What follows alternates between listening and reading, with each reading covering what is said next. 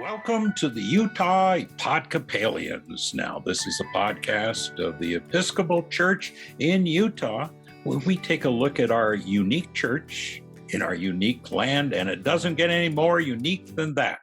Now, today, what we're going to talk about is one of those really unique things. I'm going to see how many times we can use the word unique.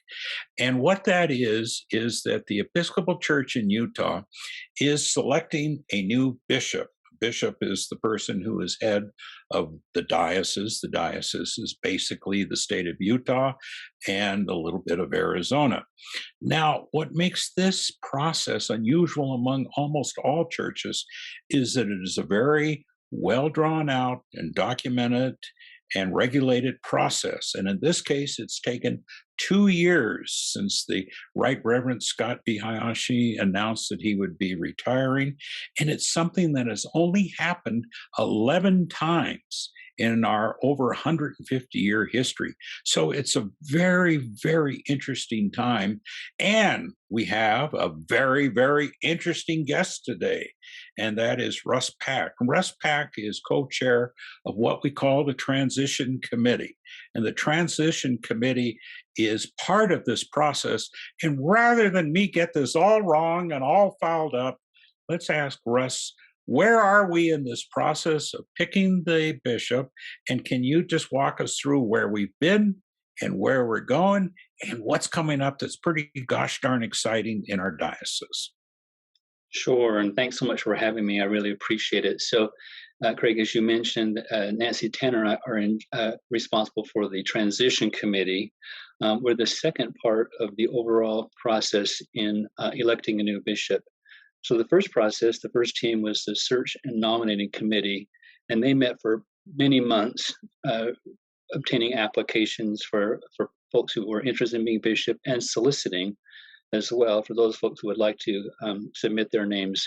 And they went through a long discernment process. They brought candidates in just as one would for a typical hiring process. But with the added element, this is a discernment process for them in the diocese as well.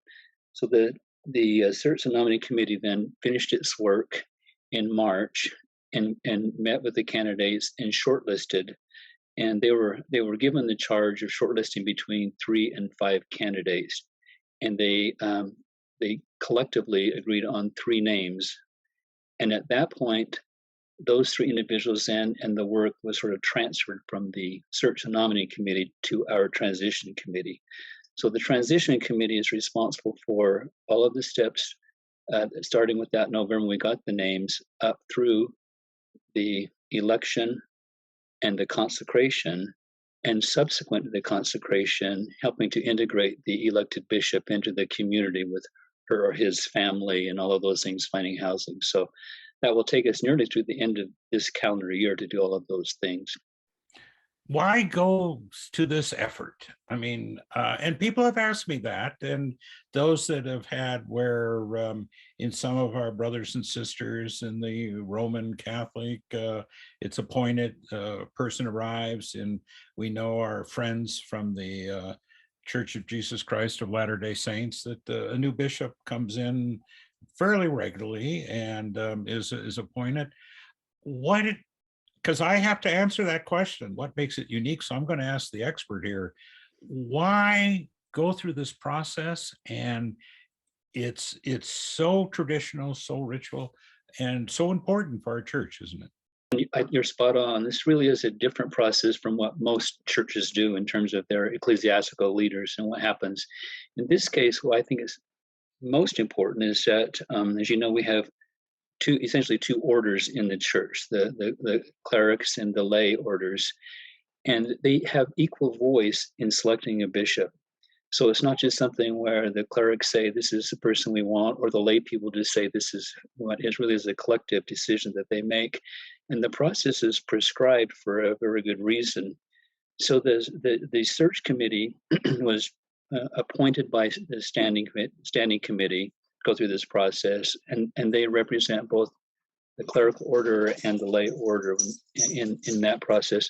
And now our goal is to make sure that we are equally thoughtful in introducing the candidates to the diocese and the diocese to the candidate. So what we're doing now is we're not just doing like a job interview. It's not a job interview where we're hiring someone, a CEO for our company, but it really is part of this much broader discernment process where we can meet the candidates. My dog's jumping out. Sorry.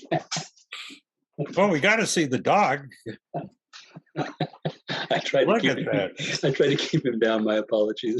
No, and I think that's interesting that this is a very humanistic. We didn't go to any like employment agency. We didn't go to a No. employment agency of stuffy shirts at the church and say, "Find us one." These are real human beings with real dogs and real cats in our diocese who are ultimately picking this bishop. Is that right? That's correct. And so we lead up to we do this process now and meeting the candidates. Candidates meet us until the electing convention, which is April 30th, when we have that the election to pick a new bishop. I mean, it involves. I like it because it involves the entire diocese in many different ways. So everyone gets to know over a period of time. As you said, it's not just one or two people picking someone from the top or a person they might prefer. Everyone has a chance to be involved to the extent that they want to be involved. Well, you're even going around the state, the diocese, and picking areas of the diocese so that just people that are attending church or even friends or whatever can go and meet these candidates. You went through a great deal of effort. This isn't just something being done here in Salt Lake City in the diocesan headquarters. You're reaching out, and maybe you could talk about. We're going to call what are called meet and greets, where you actually have a chance to listen and ask questions, etc., to these candidates. And maybe you want to talk a little bit about that process, where they are, why you picked those various places that not show off the diocese as much as show the diocese. So I think that's a good distinction to make. So the meet and greet week is April 4th through the 8th. So on the 4th of April, which is a Monday, the candidates come in and sort of meet some of the folks on the staff and like that. But then starting on the 5th, we begin our meet and greet tour. So we will be stopping at 4 sites, so one in each of the 4 geographical regions of the diocese, and for 4 consecutive days. So it's a bus trip. The first bus trip is a 2-day-long bus trip, and then come back to Salt Lake City. The third day is a bus trip out of Salt Lake and back, and the same on the 4th day. So the first day, we'll be driving to Grace Church in St. George and meeting with the folks there in the southern region.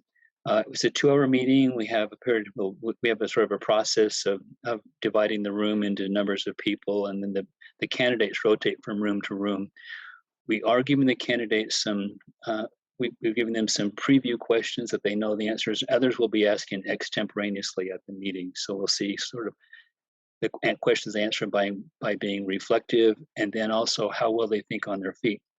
So St. George, Grace is the first stop, and then because our state is large, I think the candidates will be surprised at how vast our state actually is. So that evening we will stop in Richfield and spend the night, so they'll have a chance to rest, and then we'll drive the next day, have lunch at Price, so we'll see Price, and then we'll drive to St. Elizabeth's in White Rocks. And that's representing the eastern region, plus the diversity of the congregation there at White Rocks. Same process will occur in White Rocks, and then when that's finished, we'll come back to Salt Lake for that evening. So there's the 2-day trip. And then the next day, we will be going to Good Shepherd in Ogden. And one of the things we're going to do in Ogden differently is we'll have a separate meeting for Spanish-speaking folks, which will be great also. Some of our candidates are conversant in Spanish, but we'll have interpreters and translators there also at Good Shepherd, and then back to Salt Lake City. And then the last day on Friday, we will be going to St. James Midvale, which is the Salt Lake City region. So those are the 4 regions that we're covering.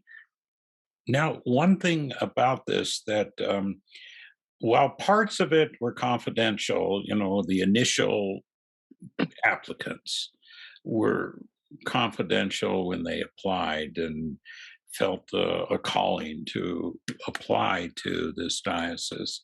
But once we have the finalists, which we do, it's very transparent. In fact, these meetings, my understanding, are going to be on the website. People will be able to view whether they're Episcopalians or not, or whether they're from some other diocese or wherever. That in many ways, from this point on, it's a very public, including the election, right? It's a very public presentation, and I probably hope I know the answers to that because I believe I'm involved in the seeing that this goes out to the public. But why is that important that this be public? So, and your point's very well taken. The first part was, and this the nomination process, because people are really holding themselves out, and they already have jobs and things, and so they're taking quite a risk initially, and now that the names are known, the transparency is paramount, because we really want to know who these candidates are. We want to know everything we can about them. We want to interact with them. We want to meet them personally, which is why I think that the meet and greet sessions to whomever is capable should be in person if they can attend these meetings, because I think it makes a difference if you see the person face to face and can say hello. But of course, not everyone can, and so having these videotaped as well, we can watch, and you could watch every session. So, for example, if you are in Grace St. George and you see the candidates, but you want to see the answers to different questions that will be asked in a location, then I think it's good you could do that and really learn more about how the candidates respond. So, in person or by video is really, and the more transparent, the more we know the candidates, and more that the candidates can know us when they go around is equally important. And it's not an interview. We really are getting to know them. And they're getting to know us. Absolutely, that's very important. And who knows? I mean, we're very likable. I like it all, but you never know. Speak for yourself, Russ. They may say, I don't think know. there would be some that have watched me on TV, on news, that might disagree with likability or I whatever. think you're in a good spot, but they may say that Russ, he's crazy. So you just don't know.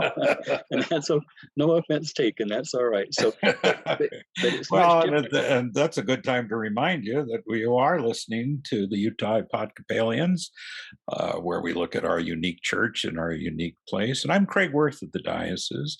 Russ Pack is our guest today. And Russ, I know there's information on the website, utahbishopsearch.org, and you can look at quite extensive look at who these candidates are. And I'm not going to ask you to tell everything about them because you can find that information, and we will find more. Their profiles, some of their sermons, what they've had to say are all on the website. So you can review those folks. We've asked that specifically those for the candidates. So if you reach out to these and say, I'd like to friend you on Facebook, for example, we've asked the candidates not to respond to that. We've had that happen. So the best way to find out about them is you can look at their profile on Facebook, but better yet on our website in our newsletter.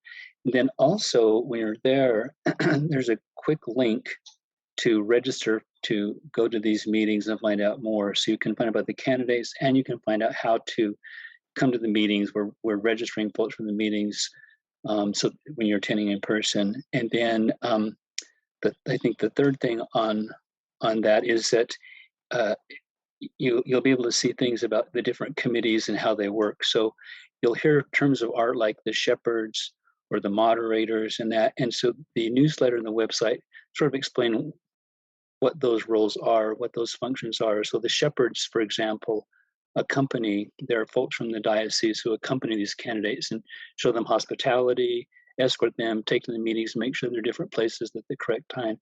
So those are sort of terms of art that are used typically in any search process. It's been a lot of work for you, and I know I've witnessed both you and Nancy and the other volunteers, and you are volunteers on these committees. And I admire to watch how much care, how much work, and how much detail.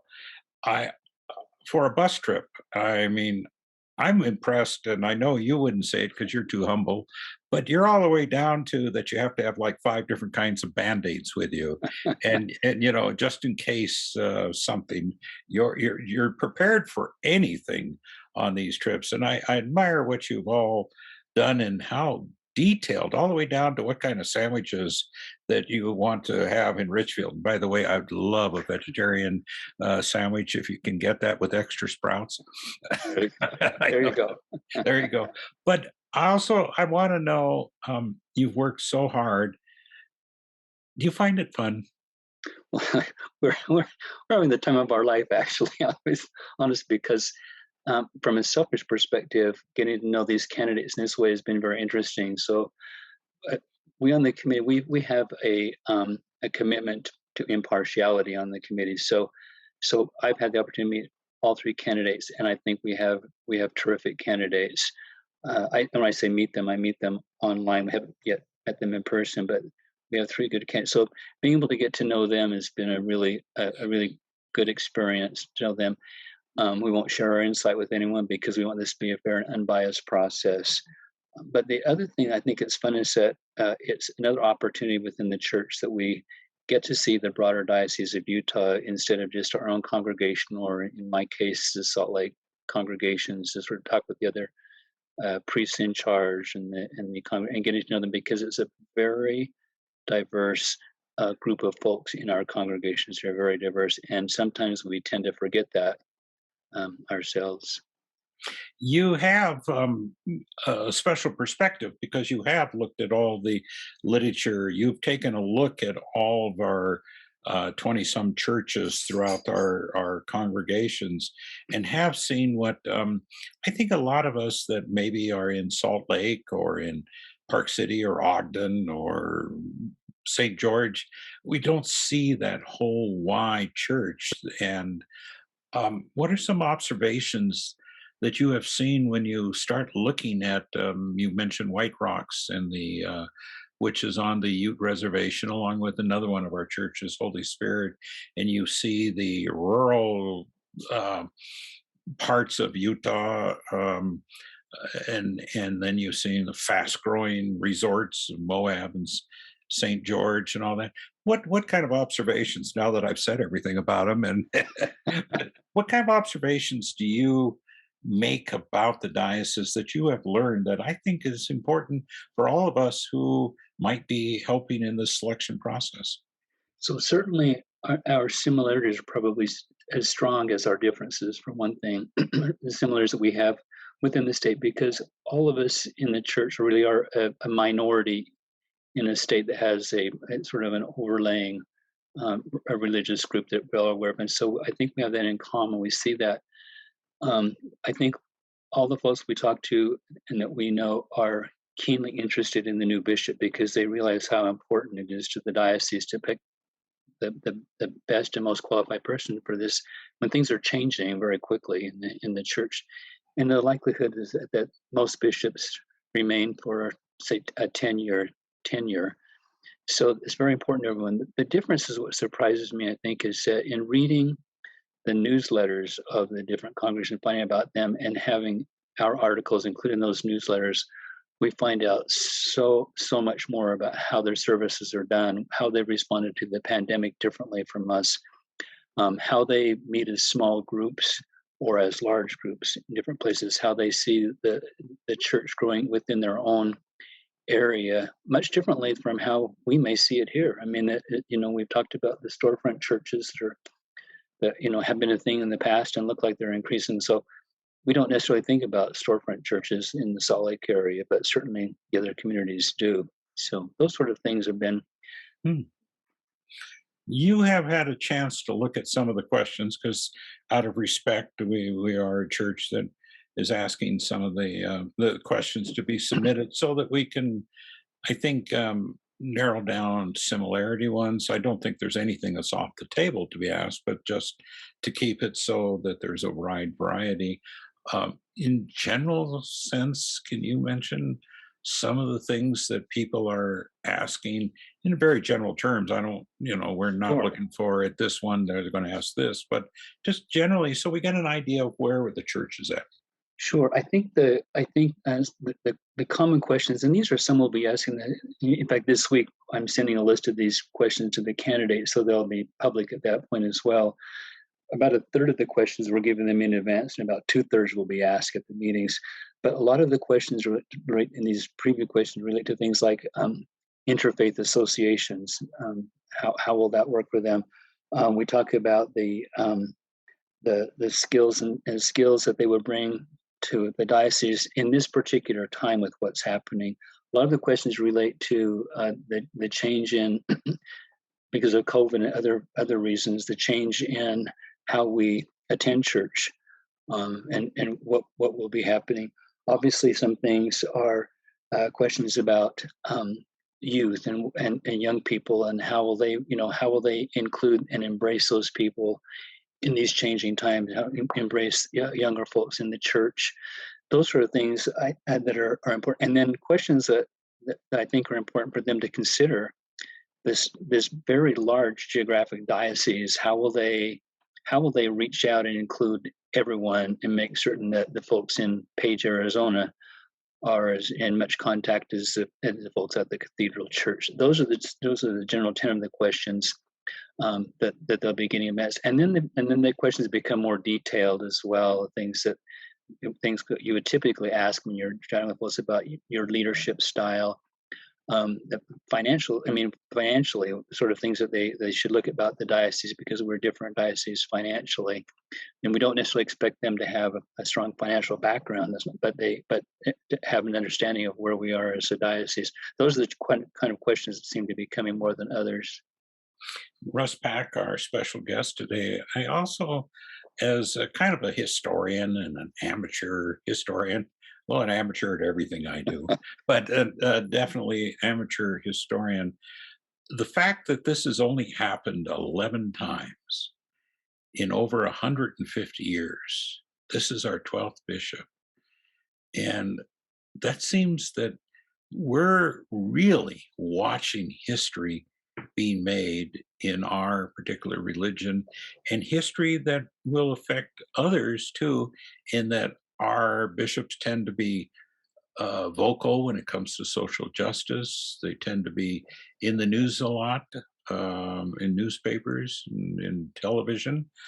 Um, do you get that sense too, that you're really part of a uh, almost once in a lifetime? I look in the last 25 years, this is only the third time in 25 years that we've looked for a bishop. Do you get that sense, that feeling?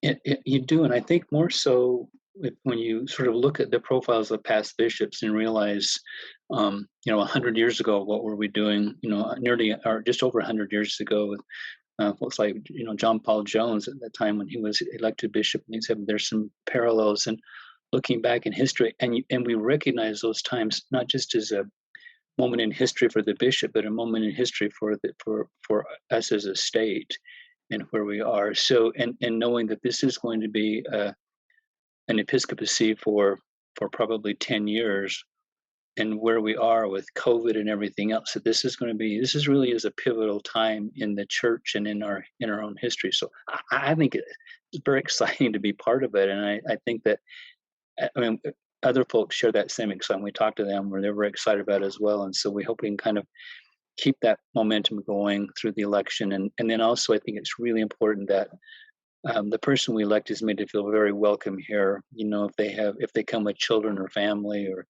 spouses and things, to know that we're here to support and sustain them as we commit to do. hmm and these podcasts, it's always, I hope that, I've been around this church for many years, actually, 7 decades. And I know, Russ, you've been around for a long time, but there are those, and we have in our communications office, Brianna Lenklos, who has not been around for 1,000 years, like you and I have had us together. And Brianna, do you have any questions for Russ or any observations? Yeah, one thing I'd like to touch back on is this is such a unique process because it's not a one sided job interview. So you mentioned that during the meet and greets, it's a chance for us to really get to know the candidates, but can you go a little more into why it's so important that the candidates get to meet us and why maybe that's so important that we, the members of our own parishes, show up for those meet and greets? It's a great question, and it is because I think for all of us who've applied for jobs before, and part of it, if we were just interviewing for a regular job, and I've interviewed for a job in the past, you sort of try to find out about the company where you've applied and the coworkers, and do you share an ideology, or is it something that you can really commit to? And it may be surprising I don't think of these three candidates. I think these three candidates have really done their homework in finding about the diocese. I feel that they've done a really good job of that, and they're very keen. But it could be somewhere that they in another diocese, but they said, this wasn't exactly what I expected. So say, for example, these folks know the geographical area, but someone may say, oh my goodness, I've taken this bus trip and it took me 5 hours to get to not even the furthest south congregation. They may say, I don't know that I really want to. I might be more comfortable in a diocese that's geographically smaller and more the same. I think with these particular candidates, they are intrigued and compelled by the differences as I see them now. That's part of but in some cases they may not have been. So change of mind. If you maybe you've taken a job before that you go, that was not a great career choice for me. Oh, definitely. Definitely. No, I think that's such a great point. And I think it's important too, because Utah is a smaller diocese within the church. And so I think it's a good way, if we show up to the meet and greets, for them to show what Utah is and how there's a lot of, variety of ages and different types of people. I think that's really important. Absolutely. Yeah. Absolutely. Yeah. Thank you. Thank you. Well, with all that, we're running out of time, and I can tell you that it's always great to talk to you, and I can't ever have a podcast with Russ Pack without saying that the dedication, the absolute dedication, I don't know any other word other than grace and dedication that Russ has shown the Episcopal Church as a volunteer in about everything. I think you've headed up every committee there ever was, and your graciousness, your faith, your whole presence has made us a much better diocese. And I deeply appreciate that as somebody who works with the diocese and somebody who has been a lifelong Episcopalian.